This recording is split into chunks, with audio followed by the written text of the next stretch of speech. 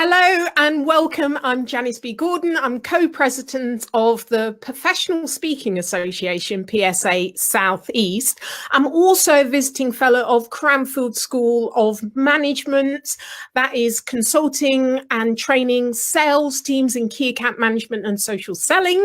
And as a professional speaker, I talk about scaling your sales. But today I'm up close and personal with the lovely Dave Henson. Ta-da! I feel like I ought to do a bit of a drum roll or something, David. I don't know why. I should have brought my drums. Maybe we'll find out in the questioning why I feel I need to do that. But let me introduce you first of all. David has been involved in slide presentation production and design for over 30 years. Now, I know he doesn't look old enough. Starting off way back in prehistoric digital days of 35mm slides. There's a lot changed since then, and we're going to hear about all of the changes, I hope, David. But Dave has got loads of tips, and I forgot, I've got your book over there, so I might move. Hold your book up. Brilliant. I'm going to rave about this book. But on his website, if you haven't got David's book, go on his website, theslidepresentationman.co.uk, and he's got lots of tips and hints, because I'm sure everyone has sat through a presentation and I thought, oh my God, I can't read the writing, the typing's too small, the pictures are awful, clip art, oh my God. So David banishes all of your slide presentation woes. So he will create a presentation from scratch, or he will take an existing presentation and make it really pop. Now, when you read his book, you'll actually see he tells you how to do it, but a lot of us don't want to do it for ourselves. So he's the man to see. I'm 2/3 of the way through the book, and David, I absolutely love it. It's brilliant. And in fact, when I first got his book, I started stroking it, didn't I, with all of the colours and pictures and things like that. And I was really jealous because it looks better than my book. I don't like that. That was the idea. So David is also a member of Toastmasters, but also he'll be taking over my position at the Professional Speaking Association South East from October as co-president. So if you're interested in slide presentations, if you've ever done any and you want to do it any better, or really just have a better eye for composition, you need to listen up to our David. So welcome, darling. Thank you. That was a marvellous introduction.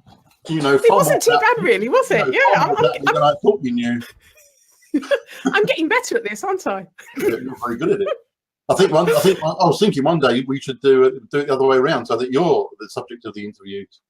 That's true, because it takes a bit of time to do the research and everything, and hone the questions to make it really interesting, and you keep doing it for other people. And I think I'm quite a good interviewee as well, because I like to have a bit of fun, especially when the presenters are a bit straight-laced. Then I kind of mess around. I've seen a lot of your live interviews, and I think you're great at it. Yeah, very good. Oh, thank you. Thank you. I will hasten to add, a very hard act to follow as co-president of PSA South East. I will do my best, so I can say. Do you know what? At the end of the day, that's all we can do. We've all got different skill sets and characteristics, and I think that it's really good for people to move on and allow others to come through and do it differently, because not everything I've done is right, but hopefully every time someone moves on, it just gets better and better and better. And I am relieved and happy to be sitting back in the back of the room with an opportunity just to relax and absorb the great content. So I thank you from the bottom of my heart. I thank you for that, Dave. Your year is not over yet, but you're very welcome. And thank you for inviting me to speak at your first meeting in November. So I'm really looking forward to that. Yeah, looking forward to it too. So, David, I want to find out more about you. So I'm going back to your earlier life. So what do you remember from your early life, the thing that's created the biggest impact on you, the thing that you've always taken with you? What would that be? Oh, starting off with a difficult question there. My early life, well, my childhood was a very happy childhood, actually. I was born and brought up in a a town called Swanley. My mum and dad bought a house there in 1957, and I was born and brought up there. And sadly, we actually locked the door of that house, believe it or not, for the last time just last week. After 60 years, well, 61 years after the house was bought, but 60 years of my life, that house has been part of it. And last week we locked the door, put the key through the letterbox, said goodbye. So that was quite sad. So yeah, it was a very happy childhood. When I was young, I had I was ill for a while. I had rheumatic fever, which people don't get these days. It's one of those old-fashioned diseases or conditions. And I was off school for 4 months with it, which was great, of course, being off school. Although I always quite liked school, actually. I was one of those sort of swotty kids. And that kind of, I think, if you're talking about sort of setbacks and getting back from them, I think that was probably one of the things that I remember. And because also that can affect your heart, and it can give you a weak heart, which luckily in my case it didn't. But yeah, so I remember that, and I think any kind of thing like that makes you stronger, doesn't it? So yeah. So what yeah. age were you? I was. It was. I'm very sad because I remember the exact date. It was January the 18th, 1964. So I was 5, coming on 6. So what happened? Did you have to stay indoors for, I don't know much about the condition. I was always mucking about as a kid and falling over, and that night I'd been unwell, and I got into my mum and dad's bed because I was only 5, and got up in the morning and got out of the bed and just collapsed on the floor. My mum said, "David, stop mucking about and get up." And I couldn't. I couldn't use my arms or my legs. So so I was rushed off to hospital and ended up taking penicillin for 10 years afterwards, and or 12 years, I think, something like that. So to cut a long story short, it hasn't left me with any long-term problems. I was always told by my doctor to keep active, so I always have done. So that's a benefit, isn't it? Well, that leads me into my next question, because I know that you had a run-in with a tree, but you're a keen cyclist. So where did that come about? I don't know really. I always enjoyed getting out on the bike when I was a kid and cycling, and I still do. I'm a very slow pedestrian cyclist, but I just love getting out on the bike in the open air and keeping fit. I did 25 miles over some rather steep hills on Monday, and I just love it. Yeah, apart from of course when I cycle into trees, but that was largely my fault first of all for having had a couple of drinks. So if you're watching, you didn't mention that to me, David, when I was feeling really sorry for you. It was, yeah. The first thing my wife said when she came out to see me laying on the grass verge at 11:30 at night with the ambulance there, to my sisters who had been with that evening was, "Had you been drinking?" And they both said, No, I don't think so, because they were sort of standing up for me. But no, I'd had a couple of drinks, and I was going along a path that was very familiar to me, and I thought there was some little leaves dangling in front of me. As it turns out, it wasn't some leaves; it was a fallen down tree. So I did a somersault through the tree. Luckily, missed all the branches, landed on my back, couldn't get up. I tell you what, people are so kind. What I found out was 6 or 7 people pulled up while I was. Well, first, obviously, the first people that pulled up called the ambulance and stayed with me. But after that, other people started pulling up and saying, "Everything all right? You're all right, mate?" It really is really nice. Sort of restores one's faith in human nature. It's lovely when things like that happen, and they often happen on a day when you really need it. You need someone to restore some faith. Something horrible's happened, or whatever it may be. So it's lovely human nature like that, isn't it? I had these people turned up in the van. My sisters turned up because they'd been with me that evening. My wife turned up with my son, and they put a pillow under my head and a blanket on top of me. I was laying on the grass verge, and although I couldn't get up, I was quite comfortable. So the ambulance took an hour and a half to get there, believe it or not. But I was just laying on the grass. It's like camping. I was just laying on the grass. So. So I'm interested. I remember going to a photography class in my teens, I think it was, like a night class. And I got so into it. And there's so much more to photography about composition and the threes and all of that, that I still remember now, even subconsciously, when I'm taking a picture. Out speaking, I do take a lot of pictures of other speakers. And they often get my pictures and say, they're really good, Janice. And it's only on my mobile phone. Yeah. And I've realized that it was that training from a young age, that understanding how to compose a picture. And it's just incredible. And I work with a lot of interns, you know, from France, and they've got masters in, you know, their marketing and all of that. And they're useless at taking pictures. I'm always disappointed because they have no eye for form at all. And you often see these guys with all the gear and all the kit, the Nikon cameras and the long lenses. And it's all right, all well and good having the kit, but if you can't use it properly, the famous French photographer Henri Cartier-Bresson took around a little 35mm Leica, and his compositions are just, and of course he only had one shot, not like these days, but you can take 30 or 40 shots with a digital camera and then delete all but one of them to get the one shot you needed. He had one shot, you know, it may have taken maybe 2 or 3, but the compositions in his photography is amazing. And I was going to ask you a question about that, you know, this kind of snap happy culture that we have nowadays. The fact that we used to have, we almost had, I remember looking through the lens and I knew what the picture was going to look like because I'd made decisions before I snapped, because it cost me money and it took time to develop it and all of that. Yeah.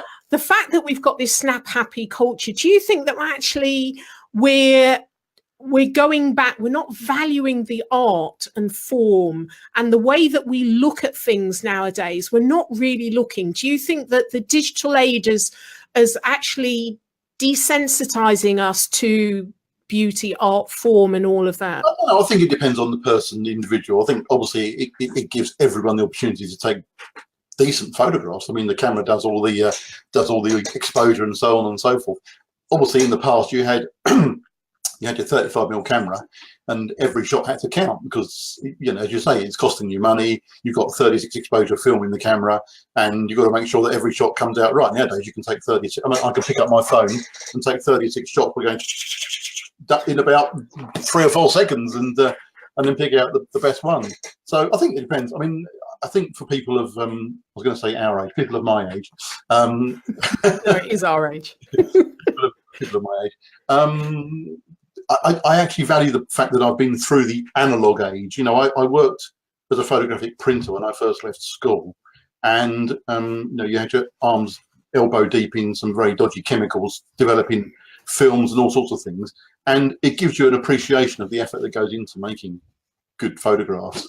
But I don't miss it. I know there's some people, there's some kids nowadays who buy films and go out shooting on films and listen to vinyl records and watch old cine films, and I just think, no, I love the digital age, but I'm glad that I understand the analog, because probably 90% of what you do on digital still comes from the analog age. You know, a camera is still the most important part of a good camera is the lens, and that hasn't changed from ever since photography was invented.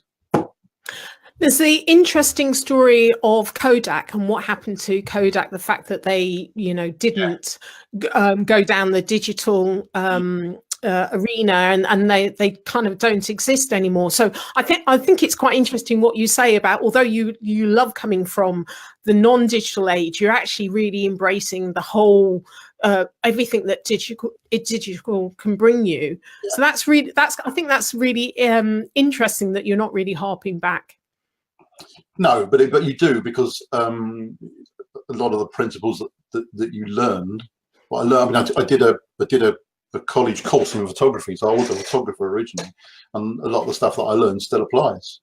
A large amount of stuff I learned. So I mean, the big difference is the fact that you haven't got film at the back of the camera. You've now got a digital what do you call it? I can't remember what they call it now.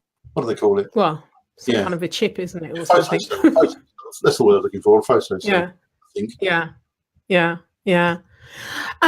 So I'm interested, how did you get into photography? What was the link there? I kind of got interested in photography as a teenager. Got my first camera, started taking photographs, did some photography at school. We had a photographic darkroom at school, so I got into it that way. And then I decided I really liked it, wanted to become a photographer. It was that simple. It was nothing earth-shattering about it.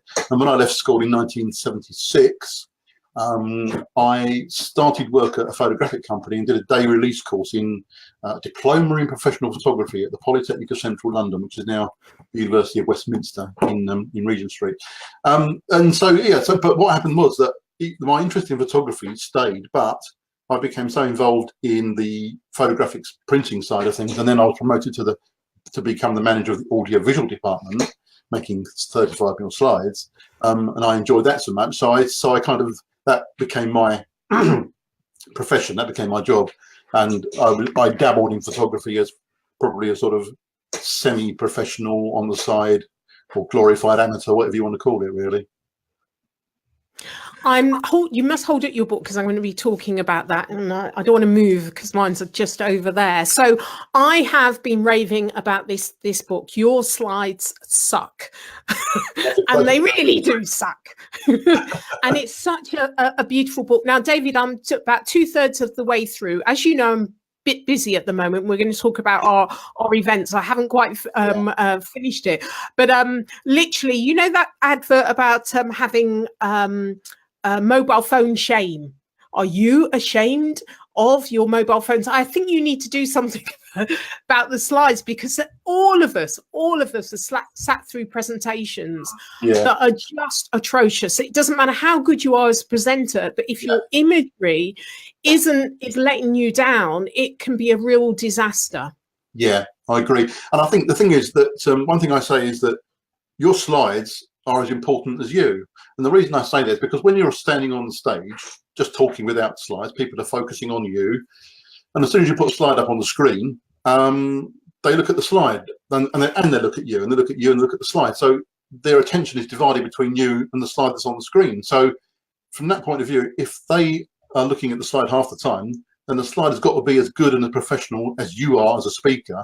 So which is why I say your slides are as important as you. And the reason I got back into this business after having, as you know, taken a sabbatical running a web design company was because when I joined Toastmasters and the Professional Speaking Association, I realised that even good and professional speakers use bad slides. So it kind of put me back into that niche where I started initially helping people out and doing a few slides here and there, then doing a bit more and doing and in the end, it ended up it's now my full-time business as the slide presentation man, talking about slides, training people, doing workshops, and of course designing slide presentations. So, yeah. So what are the kind of top, I don't know, 5 things that you say the biggest mistakes that people make?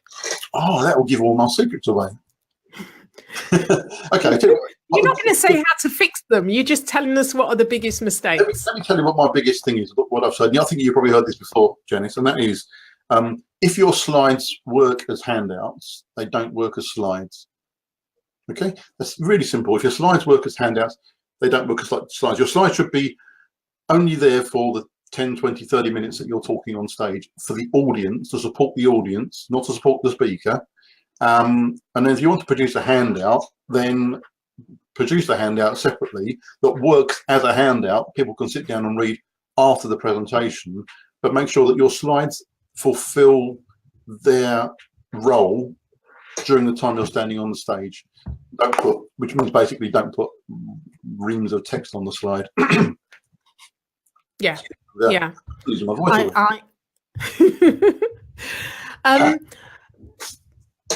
What I love about your book is the right level of technical detail, just explaining as much as people need to know, because you've seen the development and you know the source, but you're giving them enough information to actually understand why we're doing it this way. But what I don't like about books, if I'm going to an expert, I want them to tell me what to do. I want them to show me all of the shortcuts. And often you read books and you still got to work it out. With yours, you don't. And it's like, take off all of the formatting that these things are giving you because they're steering you in the right direction. Just do it. Now you've done that, do this. And that's exactly what I want. I want to be able to follow a book and then to tell me something I don't know, so I get a result at the end of it. And that's exactly what your book does. And the thing is as well, because I didn't want to make it into too much of a technical manual, there are, as you know, there's links to 28 or 29, I think, videos which are online. So the book has got links to short links in the book to go to these videos that give you more technical information and hands-on stuff and screencasts of how to do things in PowerPoint. So that keeps the technical stuff out of the book to a certain extent, even though there is some of it in there. So let's talk about the event that's coming up on 4th. Yes. Getting a bit of feedback all of a sudden. I don't know why. Okay, turn this down a bit. So on the 4th of September, the Professional Speaking Association, with sponsor from Sage, which is a hashtag Sage Biz Meetup, we're putting on an all-day event, and there's a whole lineup of incredible speakers. We had a competition, and David won the competition, was to create a video and tell us what they're going to speak about it with the audience. So David, tell us what you're going to speak about and share with the audience on Tuesday. Okay, well, I'm going to be speaking for 20 minutes next Tuesday. The subject of my talk is Bad Dave Strikes Again: How not to produce slides, something like that. It's actually, I've got one of our leaflets here, and the title of my speech: Bad Dave Strikes Again: How not to present when using slides. That's the precise title of the talk. And what I'm going to do is I'm going to try and make it a bit more practical, because if you're speaking for 5 or 10 minutes, you can't really do that. 20 minutes gives us a bit more opportunity to make it more practical, but again, you can't cover too much. So what I'm going to do is I'm going to talk about the importance of using images in slides, and the importance of using images and the benefits of using images. So that's without giving too much away. That's what I'm going to talk about. And of course, you've seen Bad Dave before. He raises his ugly head sometimes. Yeah, he'll be making another appearance, I suspect. He often does gate crash my talks. Yeah, I know. I've seen him. Actually, you know, people that are on this call, they really must come along to actually, even just to see Bad Dave appear as well. He's normally has a cap that's the wrong way round, isn't he? Dave in his youth, and he's a bit of, you know, talks with a bit of a slang that he doesn't really care. Really interesting character. I've got he's left all his gear here. Actually, I've got it here on the desk. So. You know, the cap, and a bit more. He's going to be a little bit more outrageous this time, I suspect. So, oh, is he? What you do in your other life, honestly? So, you know, tell us why you're a member of the Toastmasters and the Professional Speaking Association, and you know, obviously, this has actually given you a business that's grown, that's now become your main business. So for you, what have been the main benefits of speaking in your business? What has it really helped you to do that will help other audience members? I wish I'd done it 30 years ago when I had a business, but my own business, producing 35mm slides back in the 80s and 90s. It was called the Regent Slide Company, then Regent Vision. And if someone had asked me to speak back then, I'd have said, no, I can't do that. No.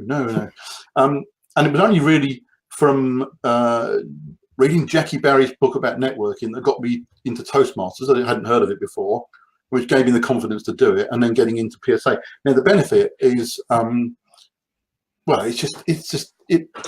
benefit is enormous. I think it's one of the best ways of marketing your business if you've got something unique to say in a niche. Now I've luckily found a really good niche with the slide presentation man. There aren't that many people doing it. We know of a few around in the PSA, but it's not widely done. And I'd like to think I do it differently. And so getting out there and talking about it, I get a lot of great feedback. I get a lot of business, especially from members of the PSA, and it just raises your profile. It's nothing like it. I think and I want to do more of it now. That's the thing. So yeah, if anyone has and a lot of people, if you think you can't do it, you can, because I thought I could never speak in front of an audience. That'd be stupid. It's ridiculous. And now I'm gagging to get up in front of an audience all the time. Any opportunity to speak in front of an audience, then I'll do it. The confidence came because of Toastmasters. The competence has come because of Toastmasters and the PSA. And I still think I'm getting there with the competence. I'm not by any means a top-notch speaker, but I'm certainly learning, and the PSA is helping me to do that. I think that's a good analogy of the differences between the two organisations. One's very much about competence, and the other one's about business of speaking. You know, I'm sure you get an awful lot of business through other people because you've got a niche that's very much aligned to speakers, but also the nuts and bolts of, you know, having a product, having a niche, how to sell it, how to market yourself. It's not just getting up on stage. There's an awful lot of the business bit behind actually being a speaker. You don't make all of your money every time you get on stage. So that's why it applies to across the board to businesses, because you have a product. It's just a channel. All it is, just another channel in which to sell your product. Yeah, I think so. And I think, I mean, and obviously there's an ongoing debate about whether you should or should not be paid for speaking. Now, of course, if you're speaking to generate leads, as I sometimes do, then I don't mind doing that as a free talk, because the whole point is I'm trying to get business out of it. But I have done a couple of paid talks to my amazement this year. One of them was out in Bulgaria, which was brilliant. I got well paid. I learned a hell of a lot because I was out there with Lee Warren, who's a lovely bloke, really, and a really good speaker. So I learned a hell of a lot from Lee, and it was so it was a win-win situation. So, but I think if you're speaking to generate leads, then it's not necessarily something that you have to be paid for. If you can get paid to speak and generate leads, great. That's the holy grail. But that's all about your systems and processes, the kind of business that you have. And that's why, you know, with the Professional Speaking Association, it's not just about getting up and honing how to speak well. It's about earning money, however you do it, really. Yeah, precisely. Yeah. I want to just do a quick fire with you now before we run out of time. So you're ready for this? Quick fire questions. Go on then. Okay, so what are you most passionate about and why? Oh, is this where you're supposed to say my wife and my family? No, okay. You better say. You know, I don't like the use of the word passionate in business. I think it's overused. So that's my grumpy old man answer. Next. So we've got Dave, we've got grumpy old man, and then we've got bad Dave. How many more personalities do you have? Dave and grumpy old man are the same thing. Bad Dave is something different. Right, okay. So if you're on a desert island, what's the one thing you haven't done yet? Let me ask you that one. I haven't, one thing I haven't done yet. Oh my God. There's loads of things I haven't done yet. I would like to, before I get too old, I'd like to cycle from John O'Groats to Land's End, or Land's End to John O'Groats. I don't mind. Oh, wow. That's a lovely ambition. Brilliant. How long will it take you? Oh, about a couple of hours. I don't know. That was a rocket attached to your bike, have you? It's 750 miles. So if I could do 50 miles a day, then that's 15 days, isn't it? But I don't know if I could do 50. I can do 50 miles probably for a couple of days running, but 15 days, I might have a very sore. A little bit of padding on the seat. I think. More than a little bit. I think I'll need a pillow or a cushion or something. All right, last question. If you're on a desert island on your own, what's the one thing you take with you? A bloody great boat. You don't like being on your own then? I do like being on my own, but on a desert island, there'll be no one to cook for me, to talk to me. So no, I do like my own company. No, that was a silly answer. So if I had to take one small thing on Desert Island, what would it be that I suppose I'm trying to think of something that you would take that would be useful for a long period of time, or would sustain you for a long period of time. It's got to be some kind of book, because is it a desert island with Wi-Fi? Are you taking Wi-Fi? No, I'm not. If it's got Wi-Fi, I'll take along my my tablet. Or my... I think you're overthinking this a little bit, David. And we're going to leave it there, David. Okay, we'll leave you contemplating your desert island, all right? Stop me waffling on. That's a good idea. David, it's been an honour. Thank you so much. I've learned a lot, as always, from you, and I'm going to look forward to actually learning even more from you over the next year at the PSA.